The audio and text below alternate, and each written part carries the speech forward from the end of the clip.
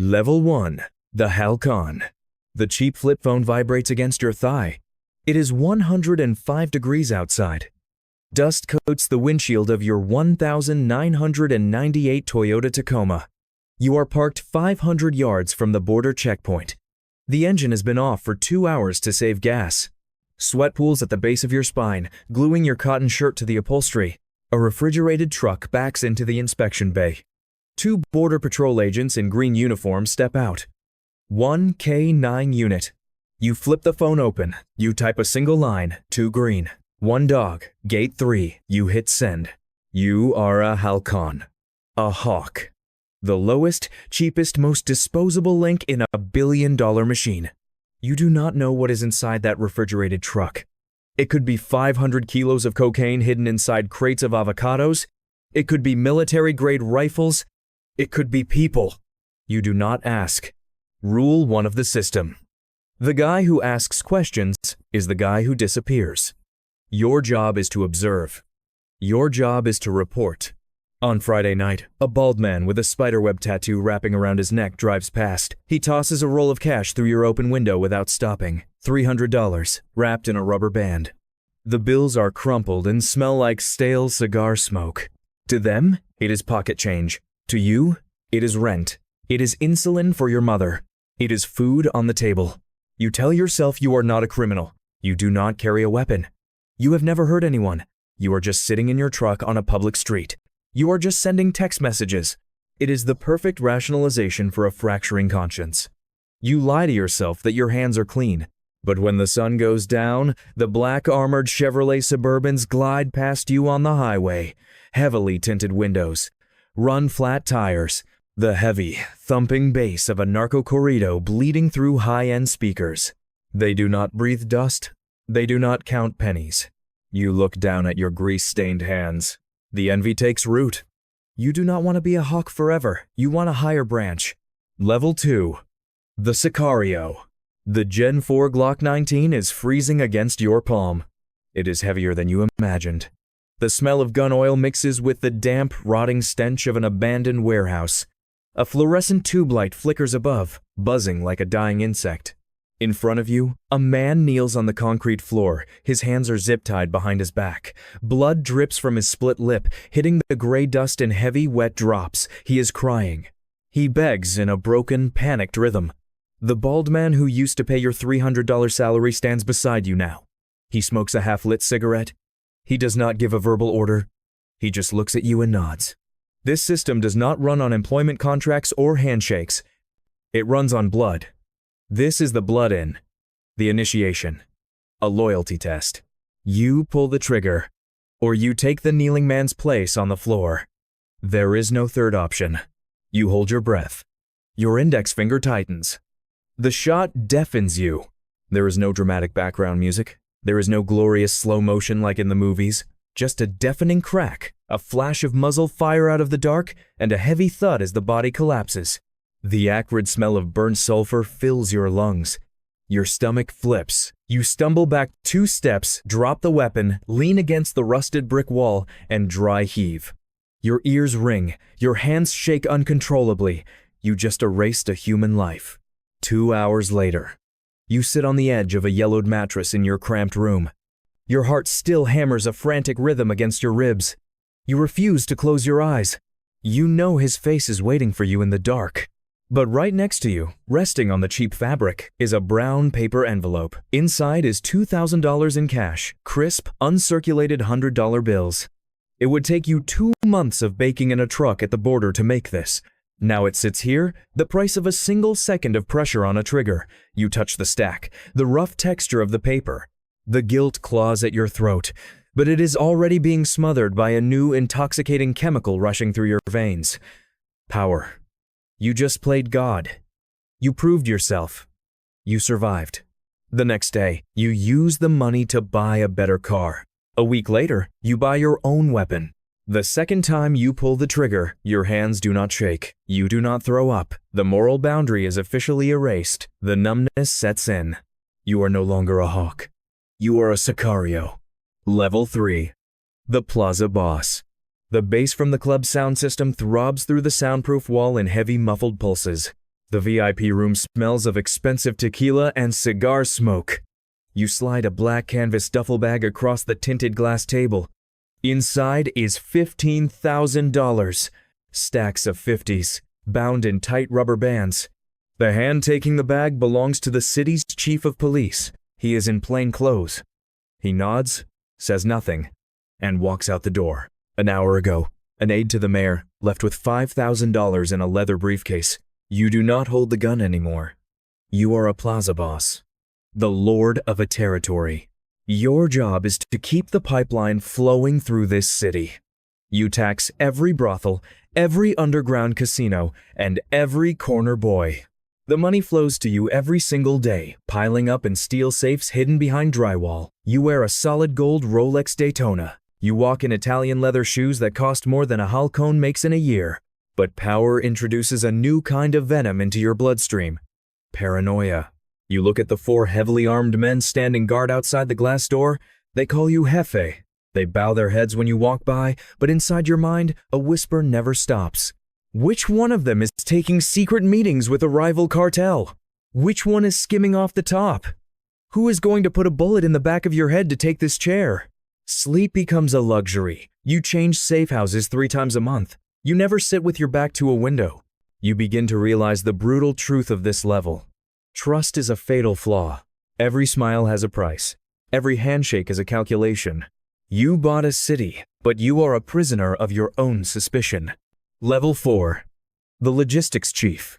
The cold blue light of the laptop illuminates your face. It is 2:13 a.m. The penthouse on the 40th floor is dead quiet. Spread across your screen is not a hit list or an enemy profile. It is an Excel spreadsheet. Column A, GPS coordinates. Column B, tonnage. Column C, shrinkage. You have graduated from the bloody streets. You are the logistics chief. You run a supply chain more complex than most legal multinational corporations.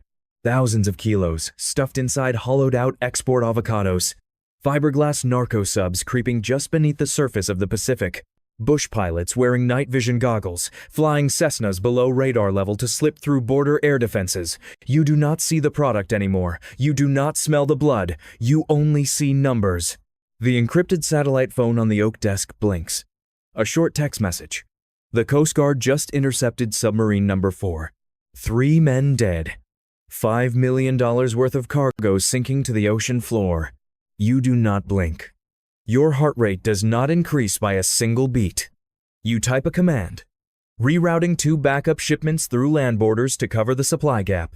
You log the $5 million under operational shrinkage. The psychological corruption is now complete. Human lives are no longer pleading faces on a concrete floor. They are variables on a spreadsheet. A deductible business expense. You pour yourself a glass of single malt whiskey. You stand by the floor-to-ceiling window, looking down at the glowing city grid below. You are no longer a street criminal. You are a CEO, and the empire is just getting started. Level 5. The financial architect. The nib of the Montblanc fountain pen glides smoothly across the heavy paper. You just signed the closing documents for a luxury eco-resort in Miami. $20 million. All cash, structured, washed, and routed through a network of 6 shell companies in Panama and the Cayman Islands. Welcome to the elite. You are the financial architect. Tons of cash hidden behind drywall is garbage if you cannot spend it. Your responsibility is to turn dirty paper into legitimate numbers on the global banking system. You buy water purification plants. You pump capital through thousands of anonymous cryptocurrency wallets to break the chain of custody. You open contemporary art galleries where a faceless collector buys a meaningless canvas for $5 million. You wear a bespoke Brioni suit. You sit in a soundproof, glass-paneled boardroom on the 50th floor, sipping espresso made from the rarest beans in the world. You watch the news broadcast showing bloody cartel shootouts on the streets. You shake your head.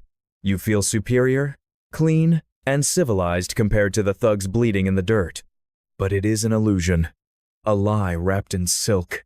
Deep down, you know every brick in that Miami resort is mortared with the bones of 1,000 dismembered corpses.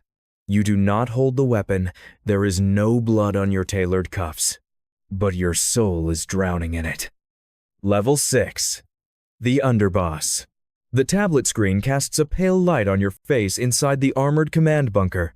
The live video feed from a military-grade drone shows a convoy of federal police SUVs moving through a canyon. You press your finger against the encrypted radio. Detonate. On the screen, the lead vehicle is thrown into the air in a massive fireball, shattering into 1,000 pieces of burning scrap metal. You are the Underboss, the right hand of the Empire, the Shadow Power. You no longer manage street corners with rusted pistols. You command a private army. 3,000 mercenaries equipped with FN SCAR assault rifles, 50 caliber armor-piercing sniper rifles, and shoulder-fired rocket launchers. You do not fight for territory anymore. You wage localized wars. You hold audio recordings that could topple a Secretary of the Interior. You have the authority to order the erasure of an entire town with a single nod. But the price of absolute power is absolute captivity. You cannot walk in the sunlight. You cannot eat at a restaurant. You cannot attend your daughter's graduation. You are never allowed to use your real name again. Every electronic device around you must have its microphone and camera physically removed. The bounty on your head is $10 million. The intelligence agencies of 3 different nations are hunting you every second of the day. You hold the power of life and death over tens of thousands of people. Yet you live scurrying like a rat underground. The larger your power grows, the smaller your cage becomes. Level 7. The Patron. The wind howls through the jagged rocks of the Sierra Madre Mountains. You stand on the balcony of a reinforced concrete fortress, 10,000 feet above sea level, hidden inside the clouds. A heavily scarred, illiterate bodyguard carefully places a top-tier encrypted satellite phone on a cold stone table. He does not dare meet your eyes. He takes 3 steps backward, bowing his head before turning to leave. You are El Patron, the boss, the spine of an entire criminal ecosystem. Your empire is now valued at $15 billion. Its tentacles reach across 40 countries, from the endless coca fields in the Andes to the bustling shipping ports of Antwerp and the glass skyscrapers of Manhattan. Everything shudders and moves with a single nod of your head. You no longer bribe local police chiefs. You finance presidential campaigns. But look at yourself. You have not seen your wife or children in 4 years. Anyone sharing your DNA is a liability, a potential hostage. The brothers who stood shoulder to shoulder with you back at level 1, half of them are buried in unmarked graves. You ordered the executions of the other half because you suspected treason. At the absolute top of the food chain, the isolation is total. There are no friends. There are only enemies waiting for you to die, and sycophants waiting for the right moment to kill you themselves. Tonight, you will not sleep on a $100,000 silk bed. You will curl up on a cheap folding mattress inside a damp, subterranean bunker, clutching a gold-plated AK-47 to your chest. You climbed to the highest peak in the world, only to realize there is no oxygen up here. Level 8. The Myth. The steel deadbolt slides with a deafening crack. The 400-pound solid steel door slams shut. Your cell at the ADX Florence Supermax facility is exactly 7 by 12 feet. A single, 4-inch wide slit of a window near the ceiling casts a pale, gray sliver of light onto the floor. The cold concrete wall presses against your cheek. There is no satellite phone. There are no bodyguards. There is no $15 billion. You are just a ghost now. A myth. A name sung in acoustic narco corridos in cheap sawdust-floored bars along the border. You have 23 hours a day to stare at this wall. In the suffocating, terrifying silence, the ghosts return. The shattered, pleading face of the man on the warehouse floor. The crying widows of the Coast Guard crew from submarine number 4. Every moral compromise, every human life you casually erased on a spreadsheet. The empire out there? It did not collapse. The exact second this cell door closed, another man sat in your leather chair. The system is always greater than the individual. The machine keeps grinding bone and blood into currency. And out there, 2,000 miles to the south, it is 105 degrees outside. Dust coats the windshield of a rusted Toyota Tacoma. A 17-year-old boy sits in the driver's seat, his cheap cotton shirt soaked in sweat. The flip phone on his thigh vibrates. He does not look down at it. His eyes are locked onto a convoy of black, armored Chevrolet Suburbans gliding past on the highway. His eyes gleam with envy and a desperate hunger for power. He thinks he understands the game. He doesn't. But he will.